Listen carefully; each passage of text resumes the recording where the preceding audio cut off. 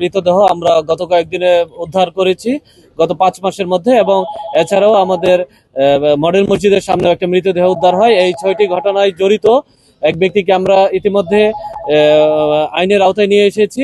উনি ইতিমধ্যে আমাদের কাছে প্রাথমিকভাবে স্বীকার করেছে যে এই 6টি হত্যার সাথেই সে জড়িত রয়েছে। এই ঘটনা যদি আমরা বিস্তারিত যাই, গত 29/8/2024 খ্রিস্টাব্দ তারিখে 25 খ্রিস্টাব্দ তারিখে আমাদের পৌর কমিউনিটি সেন্টারে আমরা প্রথম একটি লাশ শনাক্ত করি, এবং লাশটি ছিল পুরা লাশ আমরা যখন পাই তখন তার মৃতদেহ প্রায় পুরা অবস্থায় ছিল। আপনারা সবাই সে বিষয়টি আপনারা জানেন। তার পরবর্তীতে আমরা 11/10/2025 তারিখে একই জায়গায় আমরা আরেকটি মৃতদেহ উদ্ধার করি। এই মৃতদেহটি একজন নারীর ছিল। এই নারীর বয়সও আনুমানিক 30 বছরের মতো ছিল। একইভাবে আমরা 19/12/2025 খ্রিস্টাব্দ তারিখে আমরা আরো একটি মৃতদেহ উদ্ধার করি। এই মৃতদেহটি একটি পুরুষের মৃতদেহ ছিল, যার বয়স আনুমানিক 30 থেকে 35 বছর ছিল।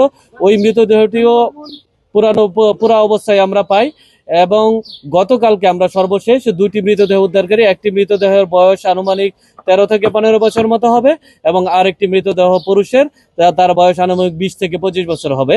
এই মৃতদেহ দুটিও আমরা পুরো অবস্থায় পাই। এছাড়াও গত 4/7/2025 খ্রিস্টাব্দ তারিখে আমরা মডেল মসজিদের সামনে একজন বৃদ্ধার মৃতদেহ পাই। আমরা প্রাথমিকভাবে ধারণা করেছিলাম হয়তো বৃদ্ধ বয়সে 65 বছর বয়সী বৃদ্ধ ছিল, উনি হয়তো বার্ধক্যজনিত কারণে মৃত্যুবরণ করেছেন। আমরা এইভাবে একটি অপমৃত্যু মামলা রুজু করি, কিন্তু পরবর্তীতে দেখা যায় যে আমাদের যখন পোস্টমর্টম রিপোর্ট আসে দেখা যায় তাকে শ্বাসরোধ করে হত্যা করা হয়েছে। এই ঘটনার আলোকেই আমরা পরবর্তীতে একটা মামলা সাভার মডেল থানায় মামলা রুজু হয়।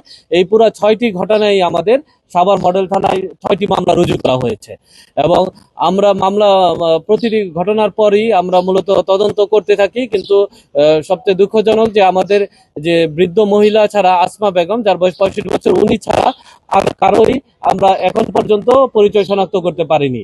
এবং পরিচয় শনাক্তের জন্য আমাদের যে ধরনের কার্যক্রম গ্রহণ করার কথা আমরা সকল ধরনের কার্যক্রম গ্রহণ করেছি, কিন্তু কেউ এভাবে আমরা এখনো সাড়া পাইনি। এর বাহিরে আমরা পরবর্তীতে আমরা যেহেতু আমাদের সাভার থানায় মামলা রুজু হওয়ার পর আমাদের থানা পুলিশ, আমাদের ডিটেকটিভ ব্রাঞ্চ সহ আমরা সবাই মিলে মূলত কাজ করতে থাকি যে এই ঘটনার পিছনে কারা জড়িত আছে। এবং আমাদের পুলিশ সুপার স্যারের নির্দেশনায় আমাদের অফিসার ইনচার্জ সহ তার যে টিম আছে, এই টিমের নেতৃত্বে আমরা নিয়মিতই আমাদের যে এখানে কমিউনিটি সেন্টার এটার উপর নজরদারি বৃদ্ধি করি।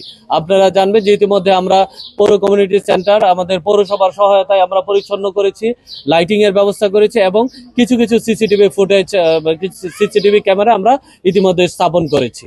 আমরা শুধু এই নিয়ে ক্ষান্ত হয়নি, আমরা যে ঘটনার আগের দিনও আমাদের যে ওই ইন্সপেক্টর অপারেশনের নেতৃত্বে একটা টিম যারা এখানে অবস্থান করে তাদের জিজ্ঞাসাবাদ করছে, এবং তাদের কোনো সন্দেহজনক কোনো কিছু তাদের চোখে পড়ে কিনা এই বিষয়গুলো তাদেরকে আমরা জিজ্ঞাসাবাদ করি। এবং এই জিজ্ঞাসাবাদ করার পরেও তারা বলেছে যে না, এই ধরনের কোনো কিছু তাদের চোখে লক্ষ্য করেনি।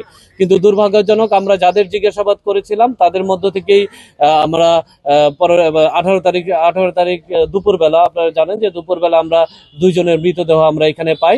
এই মৃতদেহগুলো পাওয়ার পর আমরা যেহেতু সিসিটিভি ফুটেজ আছে, আমরা সিসিটিভি ফুটেজগুলো বিশ্লেষণ করি, এবং আমরা সিসিটিভি ফুটেজে বিশ্লেষণ করে একজনের অবয়ব আমরা লক্ষ্য করি, যাকে আমাদের সন্দেহের তালিকায় নিয়ে আসি, এবং তার নাম সে মশিউর রহমান খান ওরফে সম্রাট বলে তাকে নিজেকে পরিচয় দেয়।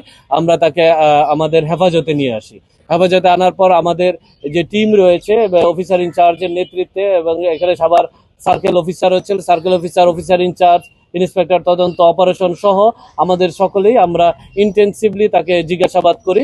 জিজ্ঞাসাবাদের এক পর্যায়ে এসে আমাদের কাছে প্রাথমিকভাবে স্বীকার করে যে না, এই 6টি ঘটনার সাথেই সম্রাট মশিউর রহমান খান ওরফে সম্রাট নিজে এটার সাথে জড়িত আছে বলে আমাদের কাছে প্রাথমিকভাবে সে স্বীকার করে। আমরা তাকে ইতিমধ্যে বিজ্ঞ আদালতে আমরা প্রেরণ করেছি। আমরা রিমান্ড চেয়েছি। যদি এই ঘটনায় ওনার সাথে অন্য কেউ জড়িত আছে কিনা, বা এই ধরনের এই ঘটনার সাথে কোনো উদ্দেশ্য আছে কিনা, এই বিষয়গুলো যদি আমরা আদালত আমাদের কাছে আমাদের রিমান্ড মঞ্জুর করে, তাহলে পরবর্তীতে হয়তো আপনাদের সাথে ফলো আপে আপনাদের বিস্তারিত জানানো যাবে। আমাদের নাম বলেছে এবং ঠিকানা বলেছে ব্যাংক কলোনি, আমরা নাম এবং ঠিকানা অনুযায়ী আমরা গিয়েছি। আমরা এখনো ওইখানে ঠিকানা শনাক্ত করতে পারিনি, এবং সে আলামত জব্দ বলতে যে সে প্রথমে হত্যার কাজে ব্যবহৃত একটা মাফলার রয়েছে, এই মাফলারটি ইতিমধ্যে জব্দ করা হয়েছে, এবং সে যে আগুন দিয়ে পোড়ানো তার যে মোডাস অপারেন্ডি, এই দেয়াশালাইটিও আমাদের উদ্ধার করা আছে। আসলে আমরা খুব অল্প সময় তাকে আমাদের হাতে পেয়েছি। যদি আমরা বিজ্ঞ আদালতে, যেহেতু আমরা রিমান্ডের প্রেয়ার দিয়েছি, বিজ্ঞ আদালত যদি আমাদের রিমান্ড মঞ্জুর করে, সেক্ষেত্রে হয়তো জিজ্ঞাসাবাদে বাকি অংশ, যে উদ্দেশ্য কি, আরো কেউ জড়িত আছে কিনা, এবং এই ধরনের ঘটনা অন্য কোথাও সে ঘটিয়েছে কিনা,